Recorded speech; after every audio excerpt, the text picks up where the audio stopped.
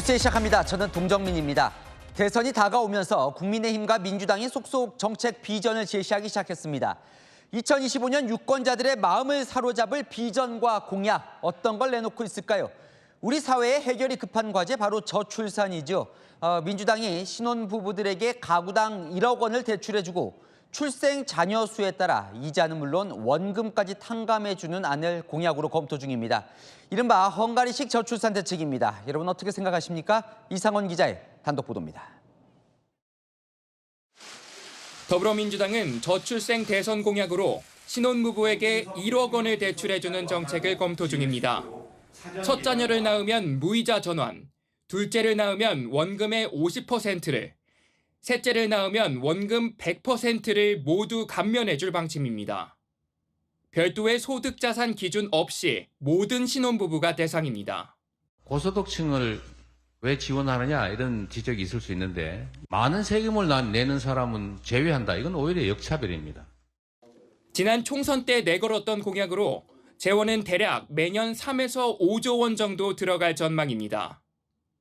나경원 국민의힘 후보도 이 같은 헝가리식 저출산 대책 도입을 제안한 바 있습니다. 결혼을 한다면 소득 수준과 상관없이 2억을 1% 20년 대출해주고 하나 낳으면 이자 탕감, 둘 낳으면 원금 3분의 1 탕감해서. 주택자금 부담으로 출산을 꺼리는 신혼부부에게 유인책이 될 수 있다는 분석이 나오지만 출산율을 올리는 효과가 될지는 아직 미지수입니다. 한 전직 저출산 고령사회위원은 출산율이 일정 수준 이상 오르지 않을 경우 정부 부담만 가중될 수 있다고 말했습니다. 채널A 뉴스 이상원입니다. 이재명 민주당 후보는 오늘 영남 지역을 공략하며 해양수산부를 부산으로 이전하겠다는 공약을 발표했습니다. 오늘 대구도 찾았는데요. 경북 안동 출신인 대구 경북의 아들임을 재차 강조했습니다. 이서영 기자입니다. 이재명 민주당 대선 경선 후보가 영남권 표심 공약을 시작했습니다. 부울경 공약을 발표하며 해양수산부 부산 이전을 약속했습니다. 해양수산부를 부산으로 이전해 조선, 물류, 북극 항로 개척 등 첨단 해양산업 정책의 집행력을 확보하겠습니다. GTX급 광역교통망으로 부산, 울산, 경남을 30분대 생활권으로 만들어 1000만 메가시티를 앞당기겠다고 했습니다. 한 민주당 의원은 이번 대선의 핵심 지역은 부산이라며 부산에서 40% 이상 득표율이 목표라고 말했습니다. 이 후보는 웹툰 지능 간담회 참석차 대구를 방문했습니다. 이 후보는 오늘 경북 안동 출신임을 여러 차례 강조했습니다. 고향의 힘을 앞세워 민주당 후보 중 역대 가장 높은 TK 지지를 노리고 있습니다. 대구 경북의 물과 음식을 먹고 자란 사람입니다. 이 지역에 대한 애정도 각별하고 눈물이 너무 많이 나가지고 아내한테 들키면 안 되잖아요. 이 경상도 사람들 눈물 들키면 안 된다고 생각해요. 안동에 태를 묻고 제 뼈와 살과 피를 만들어준 대구 경북의 아들이라는 글도 올렸습니다. 오늘 발표된 한국갤럽 여론조사에 따르면 이 후보의 TK 지지율은 19%였습니다.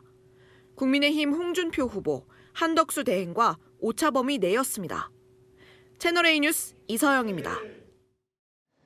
국민의힘 대선 주자들도 속속 공약을 발표하고 있습니다. 대통령실에 기업 수석을 만들겠다. 1년에 수능 2번 보게 하겠다. 사형을 집행하겠다. 오늘 발표된 주요 공약들을 남영주 기자가 보도합니다. 김문수 후보는 대통령실에 기업 민원을 들어주는 담당 수석을 두겠다고 공약했습니다. 기업을 못 살게 굴어서 다 나가버리면 안 된다는 겁니다.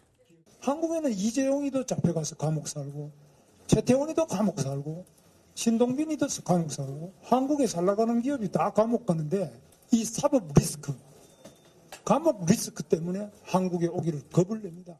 법인세와 상속세 최고세율을 각각 21%와 30%로 인하하는 방안도 추진하겠다고 밝혔습니다. 나경원 후보는 입시 전형을 수능 100%로 하겠다고 공약했습니다. 매년 수능을 2차례 본 뒤 좋은 점수로 지원하게 해 공정성을 높이겠다는 겁니다. 수능 100% 전형을 연 2회 이상 실시하여 제2의 조국 사태와 같은 입시 비리로 인해 우리의 미래 세대가 피눈물 흘리는 일이 없도록 해야 할 것입니다. 홍준표 후보는 흉악범 사형제 부활을 들고 나왔습니다. 흉악범에 대한 사형을 집행하고 범죄, 정치인, 법비 등을 단호히 척결하도록 하겠습니다. 세 후보는 모두 오세훈 서울시장의 대표 시정인 서울런을 공약으로 추진하겠다고도 밝혔습니다. 취약계층 청소년에게 인터넷 강의를 지원하는 정책으로 오 시장 지지층을 흡수하려는 의도로 풀이됩니다. 채널A 뉴스 남영주입니다. 국민의힘 후보 8명이 다시 한자리에 모여 내가 왜 대통령이 되어야 하는가, 이재명 후보를 이길 수 있는가 정견 발표를 했습니다. 이 다양한 아이디어들도 제시됐는데 조민기 기자가 그 현장 다녀왔습니다.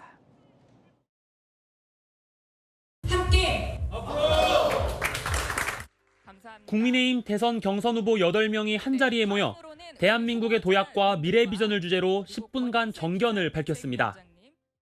각 주자들은 유권자의 이목을 끌기 위해 다양한 아이디어를 냈습니다. 입고 나온 의상에도 메시지를 담았습니다. 유정복 후보는 국민의힘 상징색인 붉은색 니트를 입었고, 안철수 후보는 노타이에 셔츠 소매를 걷어올려 전문가 이미지를 부각했습니다. 미래지향적인 경제인, 과학자가 필요한 시대입니다. 한동훈 후보는 비상계엄 해제 요구 당일 입은 옷을 그대로 입고 나왔습니다. 비상계엄으로부터 자유로울 수 있는 사람? 저 한동훈이 맞서야 합니다.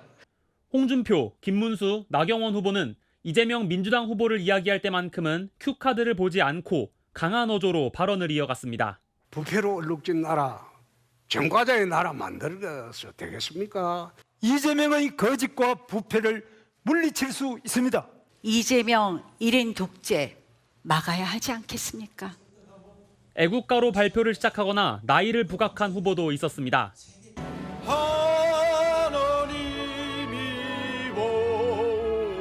한동훈 후보님, 유일하게 우리 둘이 50대입니다. 내일부터 이틀간 1차 경선 조별 토론회를 진행합니다. 채널A 뉴스 조민기입니다.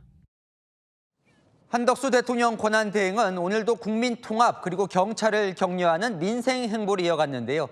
민주당은 한 대행을 향해 당장 불출마를 선언하든지 출마할 생각이라면 사퇴하라고 압박했습니다. 김승희 기자입니다. 한덕수 대통령 권한대행이 오늘 경찰 지휘부와 현장 경찰들을 총리 공관으로 초청했습니다. 윤석열 전 대통령의 탄핵 심판 기간 대규모 집회 시위를 대응해온 노고를 격려하기 위해서입니다. 한 대행은 경찰들에게 국가적으로 매우 민감하고 중요한 상황에서 완벽하게 임무를 수행해줬다며 감사 인사를 전했습니다. 총리실 관계자는 탄핵 국면에서 군과 경찰의 사기가 떨어진 측면이 있어 이를 진작하는 차원이라고 밝혔습니다. 앞서 오전엔 장애인의 날 기념식에 참석해 국민 통합을 강조했습니다. 대한민국은 이제야말로 장애인의 삶이 평화롭고 안정된 나라가 되어야 합니다. 그것이 국민 통합의 실현에도 중요한 바탕이 된다고 믿습니다. 민주당은 연일 한 대행을 압박하고 있습니다. 출마에 모호한 입장을 취한 채 국정행보를 이어가는 건 온당하지 않다는 지적입니다.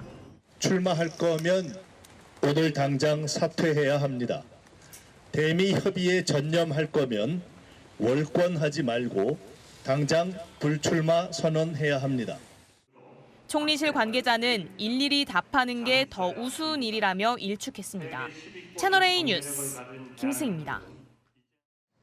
대선 46일 앞둔 여론은 어떨까요? 이재명 후보가 차기 대선 지지율 최고치를 기록했지만 여전히 40%는 넘지 못하는 박스권이고요. 오세훈, 유승민 두 후보가 빠진 범보수 진영 자리엔 한덕수 권한대행이 올라오면서 4강 체제가 형성되는 조짐입니다. 이세진 기자입니다.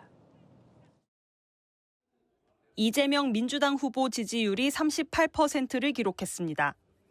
한국갤럽 조사 기준 지난 2021년 이후 최고치입니다. 꾸준한 오름세지만 30%대 박스권을 완전히 뛰어넘진 못했습니다. 오세훈 서울시장, 유승민 전 의원이 당 경선에 참여하지 않으면서 보수 진영은 4강 체제로 재편되는 모습입니다. 출마설에 휩싸인 한덕수 대통령 권한대행이 7%를 기록하면서 국민의힘 김문수, 홍준표 후보와 동률을 기록했습니다. 한동훈 후보는 6%로 바로 뒤를 이었습니다. 지난주 갤럽 조사에 처음 등장한 한대행은 지난주보다 5%포인트 상승했습니다. 국민의힘 지지층만 놓고 봤을 때도 한덕수 대행과 홍준표 후보가 20%로 동률을 기록했고 뒤이어 김문수, 한동훈 후보가 각축전을 벌였습니다. 갤럽 관계자는 보수 진영 내 후보의 지지율을 합쳐도 이 후보와 10%포인트 이상 격차가 벌어진다며 국민의힘 경선 컨벤션 효과가 지지율로 이어지지는 않는 상황이라고 분석했습니다. 국민의힘 관계자는 한 대행의 지지율이 어디까지 오를지가 관심 포인트라며 대세론이 형성될 경우 당 경선에서도 한 대행 표를 끌어오려는 경쟁이 벌어질 수 있다고 전망했습니다. 채널A 뉴스 이세진입니다. 여론조사를 보면 눈에 띄는 세대가 있습니다. 바로 2030 세대들, 차기 대선 주자 마음을 못 정하고 있습니다. 박자한 기자가 여론을 보여드립니다. 대선에서 누구를 찍을지 마음을 못 정한 세대, 유독 2030이 많습니다. 이번 주 갤럽 여론조사를 보시죠. 장래 정치 지도자 선호도를 물었을 때 특정 후보를 찍지 않고 답을 유보한 비율, 2030이 가장 많았습니다. 지난주 상황도 비슷합니다. 다른 세대는 10에서 20%대인 의견 유보 응답이 30대는 42%, 20대는 무려 절반이 넘습니다. 청년들에게 이유를 물어봤습니다. 공약이 일단 마음에 드는 사람이 없고 정치인분들에 대한 신뢰가 안 간다. 과연 정말 나라를 위해서 뭔가 나오신 건지 아니면 서로 정치 편가르기를 위해서 나오신 건지. 탄핵 국면에서 진영 간 대립이 극단으로 치닫으면서 정치인 신뢰가 추락했다는 게 공통된 답변이었습니다. 전문가들은 탈이념적인 2030 세대를 이끌 공약을 정치권이 내놓지 못하고 있다고 지적했습니다. 공을 들이고 맞춤형으로 가야지 청년 정책과 관련해서 뭔가 새롭거나 한 획을 그을 만한 그런 것들이 뭐가 나올 수 있을까? 4050보다 보수세가 강한 2030 세대가 아직 마음을 줄 국민의힘 후보를 못 찾았다는 분석도 나왔습니다. 국민의힘한테 2030이 그렇게 큰 기대를 하진 않을 것 같고 다 고만고만 하잖아요, 사실. 무슨 희망을 찾겠어요. 오늘의 여론 팁, 2030 마음은 언제 정해질까?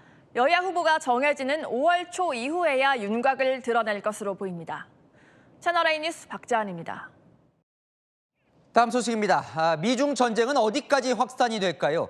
관세 전쟁을 넘어 해운 전쟁이 벌어질 분위기입니다. 트럼프 미 대통령이 중국 선사와 성박을 상대로 미국에 들어올 때 입항 수수료를 부과하겠다고 했습니다. 워싱턴 최주연 특파원이 보도합니다. 미국 무역대표부 USTR이 중국 해운사나 중국산 선박을 이용하는 해운사에 미국 입항 수수료를 부과하기로 했습니다. 부과 시점은 180일 뒤인 오는 10월 14일부터인데 2028년까지 순차적으로 올리겠다는 계획입니다. 컨테이너선의 경우 컨테이너 한 개를 실을 수 있는 공간당 $120로 시작해 3년 뒤에는 $250까지 높아집니다. 초대형 컨테이너선의 경우 24,000개까지 컨테이너를 실을 수 있는데 이 경우 10월부터 붙는 수수료는 우리 돈 41억여 원에 달합니다. 화물선의 경우 중국 해운사가 운영하는 선박은 톤당 $50에서 시작해 $140까지 높아질 수 있습니다. 중국과 관세 전쟁을 벌이는 동시에 미국 내 조선업 부흥을 누리는 도널드 트럼프 미국 대통령이 중국의 조선 해운 분야를 정조준한 겁니다. 다만 트럼프는 중국과 연락하고 있다며 협상이 타결될 것으로 본다고 밝혔습니다. I would say they have reached out a number of times. I would think over the next 3 or 4 weeks, I think maybe the whole thing could be concluded. 이탈리아 총리가 미국 대통령 집무실에서 트럼프와 관세 협상을 진행 중인데요. 이처럼 각국 정상과 협상단이 직접 백악관을 방문하고 있지만 협상을 마무리한 국가는 아직 한 곳도 없습니다. 한편 동남아 순방을 마친 시진핑 중국 국가주석은 모든 형태의 일방주의와 패권주의에 반대한다며 관세 위협에 굴복하지 않겠다는 뜻을 재확인했습니다. 워싱턴에서 채널A 뉴스 최주현입니다. 그런데 이런 트럼프 미 대통령 보란 듯 젠슨 황 엔비디아 CEO가 중국을 방문했습니다. 중국과 계속 협력하겠다며 오히려 트럼프 행정부를 겨냥했습니다. 베이징에서 이윤상 특파원이 이어갑니다. 중국 측 초청으로 베이징을 찾은 젠슨 황 엔비디아 CEO. 트럼프 행정부의 대중국 규제에 우려를 나타냅니다. 엔비디아는 기존 고사양 반도체에 대한 규제를 피해 중국의 저사양 반도체 H20을 수출해왔는데 미국의 새 규제로 이마저도 할 수 없게 되면서 1분기에만 7조 원 넘는 손실이 불가피할 전망입니다. 지난해 엔비디아의 전체 매출에서 중국은 거래국 중 4번째인 13%를 차지하고 있습니다. 다른 국가를 통한 우회 수출까지 고려하면 전체 매출의 4분의 1을 중국이 차지한다는 분석도 나옵니다. 이러다 보니 젠슨 황은 트럼프의 중국 견제 방침에도 중국과 함께하겠다는 뜻을 밝힌 겁니다. NVIDIA has been in China for 30 years. The China market is very important to us. 젠슨 황은 미중 무역 협상을 담당하는 허리펑 부총리와 AI 스타트업 딥시크의 창립자 량원펑 등 주요 인사들도 연이어 만났습니다.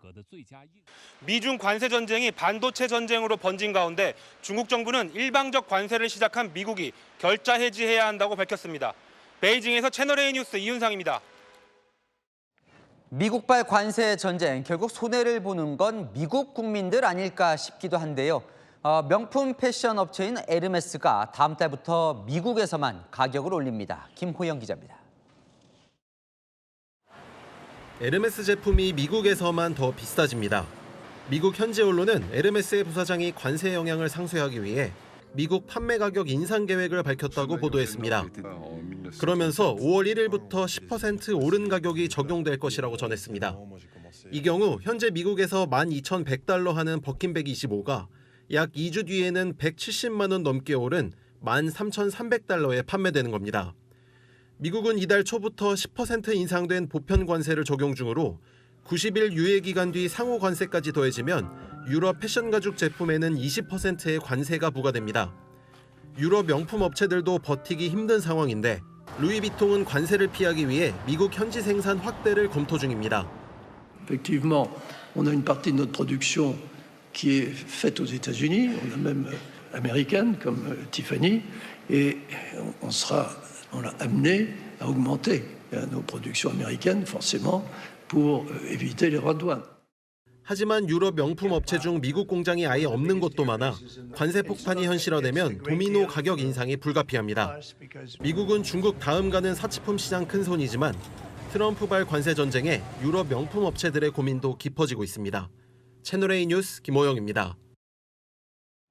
트럼프발 관세 전쟁으로 금값이 사상 최고치를 기록하고 있지만 정작 금값을 밀어올린 장본인은 백악관을 온통 황금빛으로 물들이고 있습니다. 문예빈 기자입니다.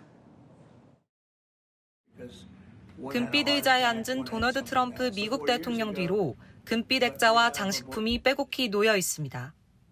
트럼프의 집무실이 온통 금빛으로 장식된 것은 트럼프의 유별난 금사랑 때문입니다. 월스트리트 저널은 최근 트럼프가 초상화 액자에 빛이 반사되는 금색 테두리를 추가해달라고 요청했는데 특수 잉크와 프린터를 사용하느라 작업이 지연됐다고 보도했습니다. 트럼프는 집무실 곳곳에 금색 장식을 추가하기 위해 골드가이로 이름난 전문 가구 제작자도 초빙한 것으로도 알려졌습니다. 조 바이든 전 대통령 임기 당시 식물이 놓여있던 벽난로 선반 위에는 7개의 황금빛 꽃병과 항아리가 놓였고 액자에는 화려한 금빛 문양이 추가됐습니다. 또 플로리다 자택에 있던 황금색 아기 천사상이 백악관에 설치됐고 테이블에는 트럼프 이름이 각인된 도금 컵받침이 놓였습니다. 결과물에 만족한 트럼프는 폭스뉴스 인터뷰에서 황금빛 페인트는 진짜 황금을 흉내낼 수 없다며 그래서 진짜 금을 썼다고 밝혔습니다. 트럼프는 500만 달러, 우리 돈 71억 원을 내고 영주권을 산 사람에게 주기로 한 카드도 골드카드로 정했습니다. 다만 경제 상황에 대한 불안감에 금값이 사상 최고치를 기록하는 상황에서 트럼프의 황금 사랑이 경솔하다는 지적도 나옵니다. 채널A 뉴스 문예빈입니다. 치솟는 금값에 뉴욕 맨해튼의 금은방 거리도 북적이고 있습니다. 금을 사거나 팔려는 뉴요커들이 몰려들고 있는 건데요. 뉴욕에서 조아라 특파원이 현장 취재했습니다. 금은방이 모여있는 뉴욕 맨해튼 47번가입니다. 이 금 거래를 하려는 사람들로 거리가 북적이고 있습니다. 금값이 사상 최고치인 온스당 3,350달러, 우리 돈 약 475만 원을 돌파한 다음 날인 현지 시각 어제. 금을 사거나 팔기 위해 가격을 상담하는 손님들이 다이아몬드 주얼리웨이로 몰렸습니다. 현재 1kg 금 목걸이 가격은 8만 5천 달러, 우리 돈 약 1억 2천만 원입니다. 2년 전 7,800만 원보다 54%나 올랐습니다. 천정 부지로 치솟는 금값에 차익 실현을 하려는 손님들이 눈에 띄게 늘었습니다. We don't buy, but they do come and we tell them where to go. It's good to sell it if you bought it 10 years ago. 금을 사겠다는 팻말까지 들고 거리에 나와 손님 잡기에 열을 올리는 금은방도 있습니다. 미국 투자은행인 뱅크 오브 아메리카는 금 선물 거래량이 미국 7대 대형 기술주를 제치고 월가에서 가장 붐비는 거래에 등극했다고 분석했습니다. 반면 금값이 너무 올라 수요가 줄어들 것으로 보는 일부 금은방들은 은으로 눈을 돌리기도 합니다. I don't think it's good for my business. With silver, you could get so much for so little. So once people give up on this, then this is going to be waiting. 차익 실현 움직임으로 금값 상승세가 일단 숨고르기에 들어갔지만 골드만삭스는 내년 금값이 현재보다 20% 정도 오른 온스당 4,000달러, 우리 돈 568만 원까지 치솟을 수 있다고 내다봤습니다. 뉴욕에서 채널A 뉴스 조아라입니다. 새벽에 귀가하던 여성이 10대 남성에게 묻지마 폭행을 당했습니다. 일면식도 없는 남성이 밝힌 폭행 이유 기가 막힙니다. 홍지혜 기자입니다. 새벽 시간 한 남성이 여성의 얼굴을 폭행해 넘어뜨립니다. 여성이 막아보지만 발로 밟는 등 폭행은 계속됩니다. 돈 드리겠다. 그러니까 이제 그 친구가 필요 없다라고 얘기를 해가지고 시민들이 말리기 시작하며 가까스로 빠져나온 여성은 놀란 듯 털썩 주저앉습니다. 이후 여성이 근처 가게로 피하려던 순간 다시 쫓아온 남성. 당황한 여성은 이리저리 피하다 넘어졌고 남성은 여성을 붙잡아 넘어뜨리고 발로 걷어찹니다. 여성의 비명은 근처 대학 기숙사까지 들렸습니다. 시민들의 신고를 받고 출동한 경찰은 이곳 사건 현장에서 남성을 체포했습니다. 남성은 10대 미성년자로 여성과 일면식도 없었습니다. 나이가 비슷한 또래 남자애들 보면은 막 과호흡이 오면서 약간 불안하다? 그런 느낌. 빨리 이사를 했고요. 일도 지금 다 그만둔 상태고. 남성은 사회에 불만이 많아 아무나 폭행하고 싶었다는 취지로 경찰에 진술한 것으로 전해졌습니다. 경찰은 남성에게 정신질환 이력을 발견해 응급입원 조치했고 상해 혐의로 검찰에 송치했습니다. 검찰은 정확한 처분을 위해 먼저 보호관찰소에 남성의 심리 상태 등을 조사해 줄 것을 요구했습니다. 채널A 뉴스 홍재입니다. 불길에 휩싸인 주택에 경찰관이 주저앉고 뛰어들었습니다. 거동이 불편한 95살 할머니를 구하기 위해서였습니다. 공국진 기자가 취재했습니다. 주택에서 검은 연기와 함께 시뻘건 불길이 치솟습니다. 밖으로 빠져나온 주민은 안절부절 못하고 주변을 뛰어다닙니다. 거동이 불편한 90대 노모 A씨가 고립됐기 때문입니다. 현장에 나와 있던 경찰관. 베란간 점퍼를 벗어 얼굴을 감싼 뒤 불길 속으로 뛰어듭니다. 저기 안에 어머니가 있다고 빨리 구해야 된다고 고성을 지르는 그런 상황이었습니다. 모두가 숨죽여 지켜보는 가운데 경찰관이 A씨를 안고 나옵니다. 곧이어 힘에 부친 듯 땅바닥에 쓰러집니다. 가족은 A씨를 구한 경찰관을 안고 감사를 전합니다. 고맙습니다. 이 경찰관은 보성경찰서 소속 박유민 경위. 문을 부수고 방에 들어가 의식이 희미한 상태였던 A씨를 구조했습니다.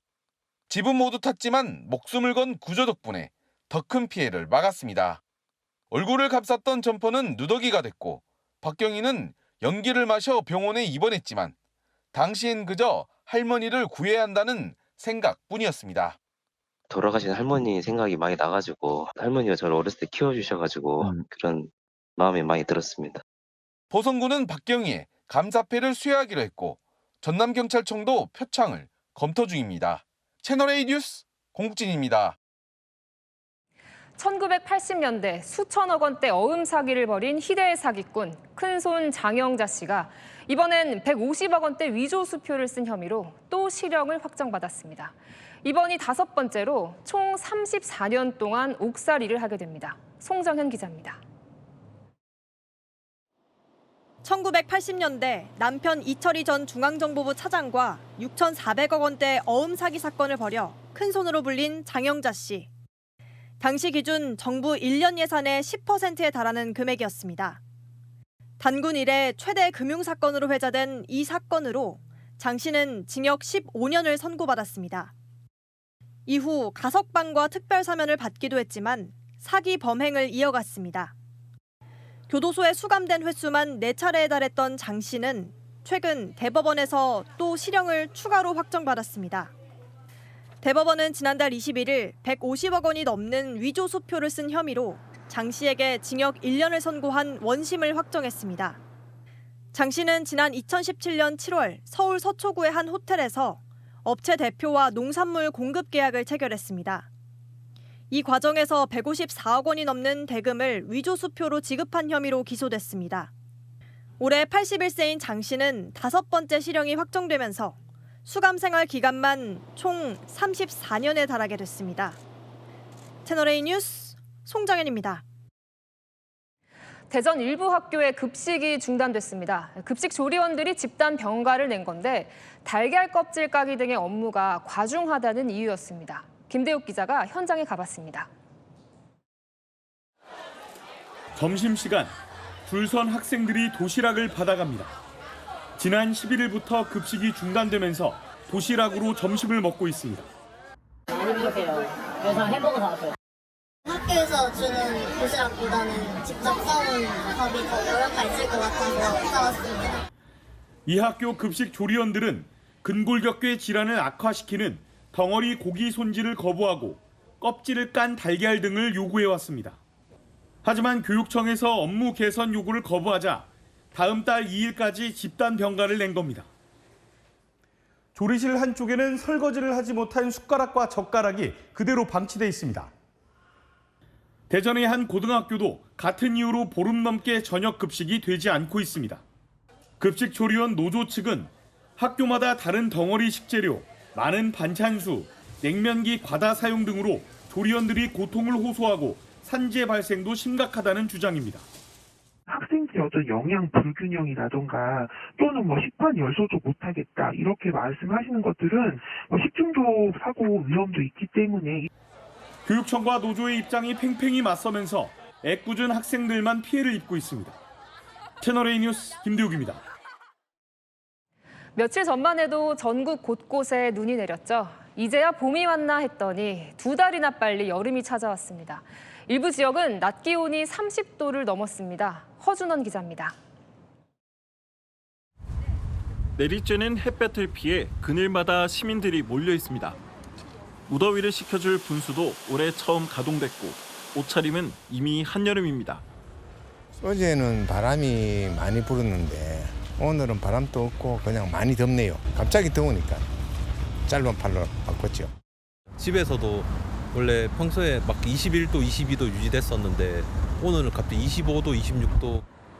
오늘 삼척, 구미, 울진의 낮 최고 기온은 30도를 넘었고 대구는 30도에 육박했습니다. 평년에 비해 낮 기온이 2달 빨리 30도 안팎을 기록한 겁니다. 햇볕에 달궈진 아스팔트 도로는 표면 온도가 40도를 넘어섰습니다. 지난 월요일 전북 무주 등에는 폭설이 내렸고 서울 수도권도 낮 최고 기온이 6도에 불과했지만 오늘 전국 대부분 지역은 20도를 훌쩍 넘었습니다. 롤러코스터 같은 날씨는 꽃샘 추위를 불렀던 북극의 전리저기압이 빠르게 물러가고 그 자리에 남쪽의 따뜻한 고기압이 올라왔기 때문입니다. 최근에 맑은 날씨 속에서 일사효과가 강하게 작용하는 데다 따뜻한 남서풍이 유입되면서 내일은 비가 내리면서 기온은 잠시 낮아지겠지만 비가 그친 일요일부터는 기온이 다시 오름세를 보일 것으로 예보됐습니다. 채널A 뉴스 허준원입니다. 정부가 경기 침체로 신음하는 소상공인을 위해 4조 원을 들여 50만 원씩 지급하기로 했습니다. 돈을 풀어 긴급 조치에 나선 건데 임시 방편이란 지적도 나옵니다. 안건우 기자입니다. 정부가 경기 침체로 어려움을 겪는 소상공인에게 최대 50만 원씩 지원합니다. 소상공인 지원에 편성된 4조 3천억 원의 추경에 따른 겁니다. 민생 지원 중 가장 많은 액수를 투입해 연매출 3억 원 이하인 소상공인 311만 명에게 신용카드 크레딧을 지급합니다. 전기나 가스, 수도 같은 공과금이나 보험료 같은 고정 지출을 카드로 결제하면 연간 50만 원까지 공제해 줍니다. 비상계엄 등 정치적 불확실성까지 더해져 문을 닫는 자영업자들이 늘자 이들의 부담을 완화하려는 취지입니다. 연말 분위기를 수익을 얻어서 이게 이제 봄, 가을까지 이어지는 마중물이 되는데 그게 안 되고 있다 보니까 대부분이 가게를 내놓은 상태예요. 하지만 최소 15조 원 이상의 추경을 주장하는 야당은 반발합니다. 민주당은 오늘 추경 속 소상공인 지원책에 대해 지역 상품권 같은 소비 진작책이 빠진 찔끔 추경이라고 꼬집었습니다. 또 일각에선 현금성 지원을 담은 추경에 입장 뒤집기란 비판도 나옵니다. 그간 여당은 야당의 전국민 25만 원 지원을 포퓰리즘이라며 비판해왔습니다. 정부는 오는 22일 국회에 추경안을 제출합니다. 채널A 뉴스 안건우입니다. All day long, I call people and beg them to give us their GPUs. 네, 챗GPT를 만든 샘 알트먼을 사정하게 만든 GPU. AI의 필수적인 칩인데요. 일반 컴퓨터의 CPU가 하나의 붓으로 점 하나씩 그림을 그려낸다면 GPU는 수많은 붓으로 한순간 그림을 생성해낸다고 비유할 수 있는데요. 우리 정부 뒤늦게 GPU를 사겠다고 나섰지만 전 세계 품귀 현상이 심각합니다. 김태우 기자가 그 실태를 알아봤습니다. 정가 400만 원의 보급형 GPU를 판매하는 용산 전자상가입니다. 10여 곳을 넘게 돌아다녀도 판매하는 곳은 단 한 곳. 이마저도 40% 넘게 웃돈을 받습니다. 570만 원. 한두 개 정도. 미국 수출 규제로 GPU 확보가 어려운 중국 업체들이 국내에서 사재기를 하면서 재고는 더 부족해졌습니다. 맞아서 팔라고 또 AI GPU를 수급이 어려우니까 그걸 대체하는 겁니다. AI 개발에 사용되는 고성능 GPU의 상황은 더욱 심각합니다. 글로벌 빅테크 기업들이 모두 AI 개발에 뛰어들면서 공급이 수요를 따라가지 못하고 있는 겁니다. 이에 정부는 추경 예산 1조 4,600억 원을 투입해 올해 안에 고사양 GPU 10,000장을 확보한다는 계획입니다. 정부가 구입하려는 최신형 GPU는 한 장에 최대 4만 달러, 우리 돈으로 약 5,600만 원인데요. 중형차 한 대 값을 훌쩍 뛰어넘는 가격입니다. 데이터를 원하는 방향으로 강화학습을 하는 게 필요한데 GPU가 없으면 그 모델을 만들기가 어려워요. 최소 단위에서 10만 장은 필요하다. 하지만 지난해 말 기준 국내 확보 물량은 약 2,000장에 불과합니다. 반면 메타, 마이크로소프트 등 미국 기업들은 90만 장이 넘는 GPU를 확보했습니다. GPU 확보가 국가 대항전이 된 상황에서 충분한 물량을 확보할 수 있을지 불확실하다는 지적이 나옵니다. 채널A 뉴스 김태우입니다. 정부가 의대생 복귀를 호소하며 내년도 의대 증원을 철회했죠. 정부로선 어려운 양보였지만 그럼에도 일부 의대생들 복귀는커녕 복귀한 동료를 조롱하고 있습니다. 홍란 기자가 보도합니다. 서울의 한 의대를 가봤습니다. 여전히 복도가 한산합니다. 한 강의실에는 학생 10여 명 정도가, 또 다른 강의실에는 3, 4명 정도 있을 뿐입니다. 어제 정부가 내년도 의대 정원을 원점으로 되돌렸지만 학생들의 복귀 움직임은 크게 나타나고 있지 않습니다. 한 의대생은 정원이 아니라 모집 인원만 줄인 것이라며 내후년부터 증원할 가능성이 남아있다고 밝혔습니다. 정부가 의대생들의 요구를 전면 수용한 게 아니기 때문에 돌아갈 이유가 없다는 주장입니다. 또 다른 의대생도 수업 거부 중인 학생을 설득하려면 유연학기제 같은 추가 대책이 필요하다고도 밝혔습니다. 이처럼 의대생들이 복귀하기는커녕 원칙을 깨고 양보한 정부와 복학한 의대생들을 조롱하는 분위기도 감지됩니다. 한 주요 의과대학 커뮤니티에는 오히려 먼저 복귀한 게 손해라는 것만 밝혀지는 중이란 글이 올라오기도 했습니다. 굳이 학교로 돌아오지 않아도 정부가 요구들을 들어주고 있고 유급 조치 같은 불이익을 당할 가능성이 크지 않다는 겁니다. 앞서 한 복귀 의대생의 신상 정보가 의사, 의대생 인터넷 커뮤니티에 유포된 정황이 포착되면서 교육부가 경찰청에 수사 의뢰했습니다. 채널A 뉴스 홍란입니다. 서울시가 교육정책 성과를 홍보하려 내걸었던 현수막이 대학 서열화를 조장한다는 비판을 받았습니다. 디자인을 수정해 다시 걸었는데 어떻게 달라졌을까요? 김민환 기자가 취재했습니다. 서울시청 외벽에 다시 걸린 대형 현수막입니다. 서울시의 교육복지 정책인 서울런 성과를 홍보하는 내용입니다. 지난 4일 첫 게시했다가 대학 서열화를 조장한다는 지적이 잇따르자 디자인을 보완해 다시 게시했습니다. 앞선 비판을 의식한 듯 주요 대학 합격생 숫자 크기는 줄었지만 내용이 빠지지는 않았습니다. 대신 정책 효과를 강조하기 위해 가구당 사교육비 감소 효과와 평균 학습 시간 증가 등 새 문구를 추가했습니다. 서울시 관계자는 강풍 때문에 일시 철거했을 뿐이고 보다 많은 시민들이 서울런의 효과를 체감하도록 현수막 디자인을 보완해 재게시했다고 설명했습니다. 하지만 교육 격차를 부추긴다는 비판은 여전히 남습니다. 다른 아이들에게 차별적 행위를 하는 것을 서울시가 지자체 중에 가장 메가 지자체가 그런 일을 한다는 것 자체가 공공기관으로서 할 일이 아니잖아요. 서울시는 오늘 설치한 현수막을 한 달 동안 게시할 계획입니다. 채널A 뉴스 김민환입니다. 프란치스코 교황이 이번엔 로마의 교도소를 깜짝 방문했습니다. 부활절을 앞두고 기력을 되찾은 모습을 다시 한번 보여준 건데요. 박선영 기자가 보도합니다. 문이 열리고 휠체어를 탄 프란치스코 교황이 나타납니다. 환호와 함께 큰 박수갈채가 쏟아지고 재소자들은 연신 박수를 치며 교황을 환영합니다. 몇몇 재소자들은 교황의 손을 잡고 입을 맞춥니다. 여전히 휠체어를 타고는 있지만 이번에도 산소 공급기는 보이지 않았습니다. 교황청에 따르면 이날 교황은 약 70명의 재소자들과 만나 여러분 곁에 있고 싶다며 따뜻한 인사를 건넸습니다. 교황은 기다리던 기자들과 간단한 대화도 나눴습니다. Santità, come si sente prima di tutto? Pasqua così complicata dopo il ricovero, come la vive? Come posso.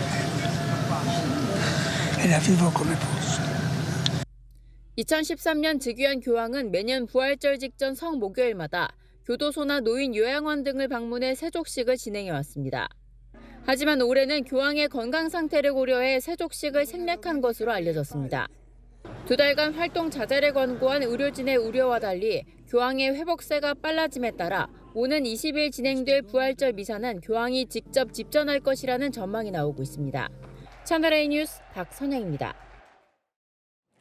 북한이 김정은 위원장의 딸 주애를 띄우고 있습니다. 김정은이 대표적 치적으로 내세우는 평양 뉴타운 준공식을 보도하면서 주애의 모습을 단독으로 비춘 화면을 내보낸 건데요. 후계 구도에 정당성을 부여하려는 거란 해석이 나옵니다. 송지섭 기자가 보도합니다.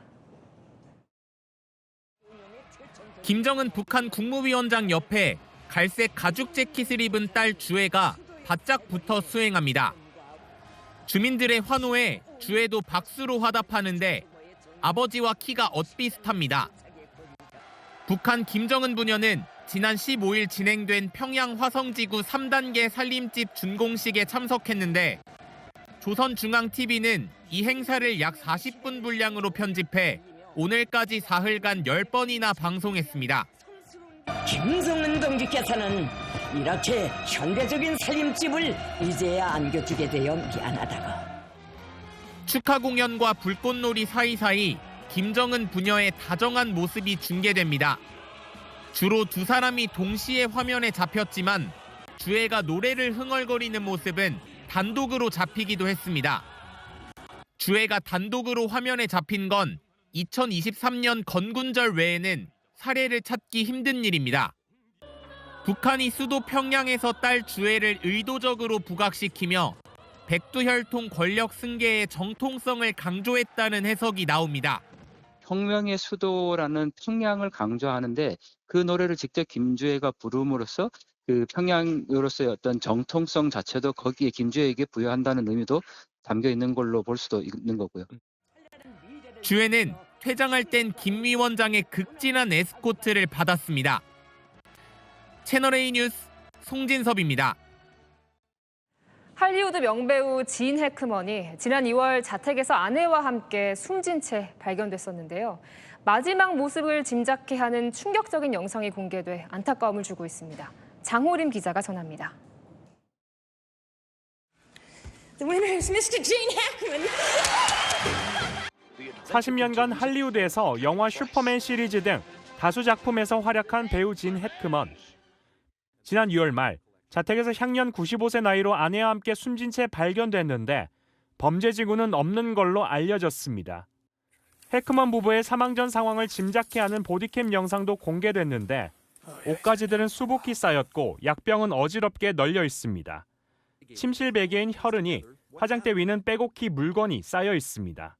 알츠하이머병을 앓던 해크먼이 한타 바이러스에 감염돼 숨진 아내를 알아차리지 못한 채 일주일 뒤 숨졌는데 방치된 집안 모습이 그대로 남겨진 겁니다.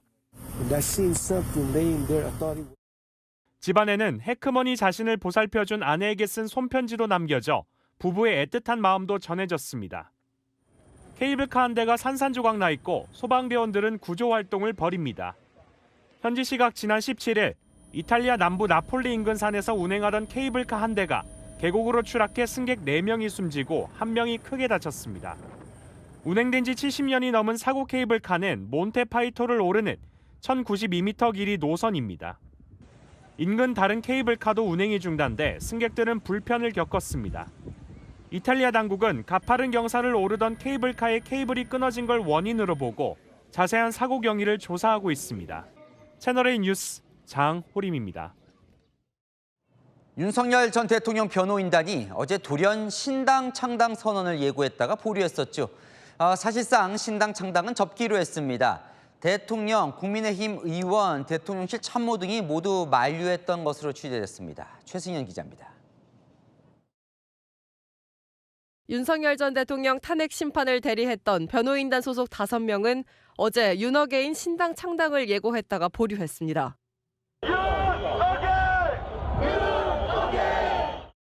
이들은 사실상 신당 창당을 접은 것으로 파악됐습니다. 한 변호인단은 채널A에 창당하는 데 걸리는 시간을 감안하면 사실상 창당이 어려워졌다고 말했습니다. 탄핵 선고 당일을 포함해 윤 전 대통령은 변호인단으로부터 그동안 창당 계획을 전해 듣고 공감의 뜻을 표했던 것으로 전해졌습니다. 하지만 실제 이들이 실행에 옮기자 만류했습니다. 신당 창당을 공지했던 배이철 김계리 변호사는 윤 전 대통령이 자유와 책임에 따라 스스로 판단하고 패기 있게 행동하라고 말했었지만 지금은 힘을 하나로 합쳐야 할 때라고 했다고 밝혔습니다. 한 변호인단은 국민의힘 의원들과 대통령실 등 여러 곳에서 압박과 만류 의사가 전달됐다고 전했습니다. 변호인단이 계획했던 이른바 윤석열 신당은 대선에 도움이 안 된다는 보수 진영 반발 속에 시작해보지도 못하고 해프닝으로 끝날 가능성이 커졌습니다. 채널A 뉴스 최승현입니다. 윤석열 신당은 해프닝으로 끝났지만 윤 전 대통령 탈당 이슈가 국민의힘에서 수면 위로 떠올랐습니다. 대선 주자들 사이에 탈당을 결단하라는 의견과 관심 갖지 말자는 의견이 엇갈립니다. 최지원 기자입니다. 윤석열 신당 창당 움직임에 주자들의 반응은 엇갈렸습니다. 탄핵에 찬성표를 던졌던 안철수 후보는 윤 전 대통령의 탈당을 공개적으로 요구했습니다. 안 후보는 당의 혁신과 대선 승리를 위해 윤 전 대통령이 이제는 탈당 결단을 내려야 한다고 했습니다. 이재명 대 우리의 참신한 그 후보자 간의 대결로 이끌어 나가려면 사실은 그 수밖에 없다고 그렇게 생각합니다. 한동훈 후보는 탈당을 요구하진 않았지만 윤 전 대통령과의 절연을 제안했습니다. 윤석열 대통령을 과거로 놔드립시다. 그리고 우리는 미래로 갑시다. 탄핵을 반대했던 후보들은 윤 전 대통령 탈당 요구에 반대했습니다. 대통령이 잘못한 것도 우리 당의 책임이고 또 잘한 것도 우리의 성과고 그렇게 봐야지. 대통령이 잘못하면 탈당시키고 잘라내는 방식은 책임이 없는 그런 행태로. 시체가 돼버리는데 거기 다시 소금 뿌리고 나는 그런 생각으로는 정치하지 않습니다. 나경원 후보는 즉답을 피했습니다. 윤 대통령을 자꾸 끌어들이는 거 참 바람직하지 않다고 생각합니다. 경선 과정에서 윤 전 대통령과의 거리 설정이 변수로 떠오른 모습입니다. 채널A 뉴스 최재현입니다. 문영배, 이미선 두 헌법재판관이 6년 임기를 마치고 오늘 퇴임했습니다. 대통령 탄핵 심판이 오래 걸린 이유 문 재판관이 밝혔습니다. 유주훈 기자입니다.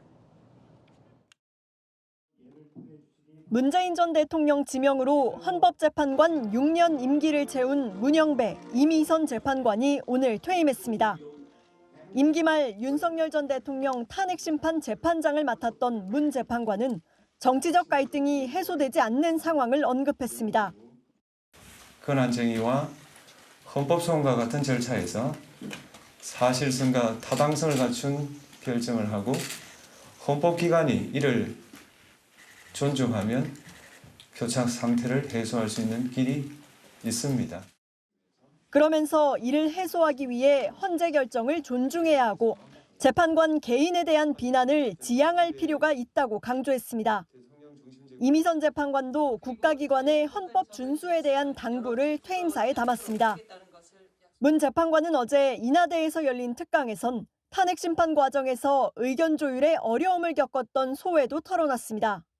문 재판관은 만장일치를 이뤄내기 위해 많은 노력을 했다며 설득에 4개월이란 시간이 걸렸지만 이 또한 지나가리라는 생각으로 임했다고 말했습니다.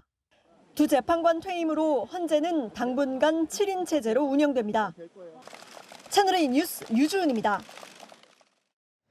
문재인 정부 당시 사드 배치를 늦추려고 이 군사작전 정보를 사드 반대 시민단체에 유출한 혐의로 정의용 전 국가안보실장 등 3명이 재판에 넘겨졌는데요. 그 검찰의 공소장 내용을 저희가 취재했습니다. 김지윤 기자의 단독 보도입니다. 검찰이 사드 기밀 유출 사건으로 기소한 문재인 정부 안보라인은 정의용 전 국가안보실장과 서주석 전 국가안보실 1차장, 그리고 정경두 전 국방부 장관 등 3명입니다. 지난 2018년부터 2021년 사이 성주 사드 기지 반대 시민단체에 군사 2급 기밀 등 장비 반입, 교체 일정을 미리 알려준 혐의입니다. 검찰 공소장에는 서주석 전 국가안보실 1차장이 시민단체 담당 국방부 관계자와 통화한 시점, 그리고 시민단체 대화방 시위 일정 공지 시점이 상당 부분 일치했다는 내용이 적힌 걸로 알려졌습니다. 검찰은 복수의 국방부 관계자들 진술과 보고 문건을 근거로 정의용 전 실장이 기밀 누설 의사 결정권자 역할을 했다고 주장했습니다. 군사정보 유출이 대규모 불법 집회로 이어졌다는 겁니다. 정 전 실장은 공소장 내용에 대한 입장을 묻는 채널A 질의에 답하지 않았습니다. 검찰 조사 과정에선 기억나지 않는다며 혐의를 부인한 걸로 전해졌습니다. 검찰은 사드 반대 단체들이 트럭이나 농기계를 동원해 시위를 벌인 게 안보실 정보 유출과 연관이 있다고 보고 향후 재판에서 증거를 제출할 계획입니다. 채널A 뉴스 김지윤입니다. 성혜란 기자와 여랑야랑 시작합니다. 첫 번째 주제 보겠습니다. 자, 대선 후보들 뭘로 짧고 굵게 승부를 합니까? 네, 바로 숏폼 승부입니다. 숏폼 승부에서 살아남으려면요, 이 짧고 굵은 영상으로 유권자의 눈길을 사로잡아야 하는데요. 그러다 보니 이런 영상도 등장했습니다. 자, 볼까요? 김문수 후보, 이번엔 팔굽혀펴기네요. 네, 팔굽혀펴기를 무려 80개나 해냈습니다. 70대 중반의 최고령 후보지만 체력 문제 없다는 거죠. 홍준표 후보 향해서 1분간 푸시업 챌린지 하자고 도발도 했고요. 이 홈트레이닝 5종 세트도 소개를 했습니다. 네, 보면요, 이 볼펜이 쏟아지네요. 네, 김 후보가 그동안 안 쓰고 모아뒀던 볼펜들 캠프에서 쓰라고 한가득 들고 왔다는데요. 근데 잘 나와요? 잘 나오지는 않는 것 같습니다. 이 캠프 관계 관계자도 볼펜을 들고 와서 깜짝 놀랐다면서 그중에서 나오는 볼펜들 나눠서 쓴다는데요. 검소함을 강조한 거죠. 최근 예능에도 등장했습니다.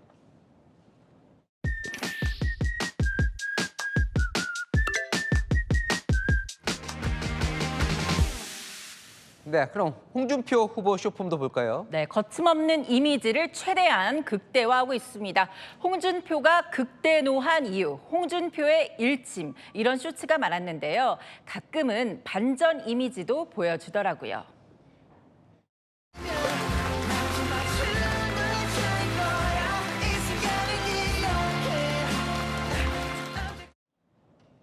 네, 이재명 후보도 활발히 활동을 하더군요. 네, 이재명 후보 요즘 부드러운 이미지로 변신 중이죠. 구독, 알림 설정 해달라, 또 경선에 전화투표 많이 해달라며 편안하게 이야기하더라고요. 네, 다음 주에 보겠습니다. 국회 안의 최후의 여전사, 누굽니까? 네, 바로 이진숙 방송통신위원장인데요. 오늘 국회에 나왔는데 탄핵 정국에 대한 사과를 요구하는 민주당에 조금도 물러서지 않았습니다. 파면 선고 인정하냐고요. 대통령의 계엄에 대해서 제가 대신에 사과한다는 것은 부적절하다고 생각합니다. 다른 분들은 다 사과하셨어요. 강제적으로 선언을 하라든가 사과를 하라든가 하지 못합니다. 사퇴해야 된다고 생각해요. 제 임기는 남아 있습니다. 대통령은 파면당해도 방통위원장은 나다, 뭐 이런 거네요. 네, 민주당은 만약 법원이 방통위 2인 체제의 불법성을 인정하면 여기에 든 소송 비용을 이진숙 위원장이 모두 내라고 요구하기도 했는데요. 이 위원장 역제안을 했습니다. 불법 부정행위로 인해서 낭비된 혈세들 다 토해내셔야겠죠. 나중에 다 패소하시면 이거 토해낼 생각 있으십니까? 저에 대한 탄핵 비용으로 4,400만 원이 국민 세금으로 쓰인 걸로 알고 있습니다. 그 부분에 대해서 탄핵을 한 의원들이 토해내시면 저도 고려해 보겠습니다. 이진숙 위원장 자신의 임기는 남아있다. 자신은 사퇴할 생각이 없다며 물러서지 않았습니다. 네, 하나 더 보겠습니다. 홍준표 후보 그냥 웃어 넘기기엔 뭡니까? 네, 홍준표 후보 요즘 취재진과의 설전에 대한 기사가 자주 보이죠. 오늘도 비전 발표 뒤에 기자들의 질문이 쏟아졌는데 답변 하나 듣기가 참 힘들더라고요. 페밀리즘 강조하셨는데 그 나중에 질문하세요. 지금 서로 고소 중입니다. 좀 이따가 중간에 하다가 깽판 되는 수가 있어요. 저도 좀 어디라고? 저기도 좀. 페밀리즘이 정확히 어떤 건지. 우리 집 같은지 형수 내 욕을 해본 일도 없고 형님하고 내가 싸워본 일도 없고. 아니 페밀리즘을 물어보면 페밀리즘을 답을 하면 되지 왜 자꾸 뭐 저기도 좀 그러는 거예요? 네, 야심차게 준비한 정책일 텐데 저 답변만 보고는 페밀리즘이 뭔지 자세히 알기 어렵죠. 이 다른 질문에도 핀잔이나 농담으로 웃어넘기는 경우가 많았는데요. 결국엔 언론관에 대한 우려가 나오기도 했습니다. 적대적인 언론에 질문 기회 주셔서 감사드립니다. 적대적 언론은 사실 맞잖아요. 언론관이 조금 우려된다는 지적이. 나는 언론을 통해서 셀럽이 된 사람입니다. 제가 대통령이 되면 분기별로 기자간담회를 할 겁니다. 프리토킹하면서. 이 적대적 언론이라는 프레임 자체가 상당히 주관적이고 좀 폭력적인 측면이 있어요. 네, 그렇게 보일 수 있죠. 불과 1년 전만 해도요. 이 홍준표 후보가 이재명 후보의 언론관을 강하게 비판하기도 했는데요. 검찰 애완견이라는 이재명 후보의 표현 두고 자기 뜻에 반하는 기자는 타도의 대상으로 삼고 마음대로 주무른다. 여의도 동탁이 따로 없다고 했었는데요. 이 홍준표 후보 결국엔 내로남불이란 비판도 피할 수는 없을 것 같습니다. 네, 지금까지 여랑야랑이었습니다. 대구 낮 기온이 30도에 육박하는 등 오늘 곳곳이 여름 더위를 보였습니다. 시민들도 반소매 차림으로 양산을 든 모습인데요. 때이른 고온 현상은 내일 비가 오며 한풀 꺾입니다. 하지만 모레 비가 그치면 다시 남서풍이 불며 기온도 차츰 오릅니다. 내일 전국에 내리는 비는 중부에 주로 집중됩니다. 강원에 최대 40, 수도권에도 최대 30mm가 내리겠고 돌풍과 벼락도 동반되겠습니다. 비는 모레 새벽에 대부분 그칩니다. 내일 아침 기온 오늘과 비슷합니다. 서울 15도, 대구 16도에서 시작하고요. 서해안과 남해안은 안개가 짙겠습니다. 비가 오며 낮 기온은 오늘보다 낮아집니다. 다만 중부와 남부 기온차는 있는데요. 서울은 18도에 그치겠고요. 광주와 대구 25도 예상됩니다. 다음 주 화요일 전국에 비 예보가 있고요. 이후로는 계속 맑겠습니다. 날씨였습니다. 뉴스에 마칩니다. 시청해주셔서 감사합니다.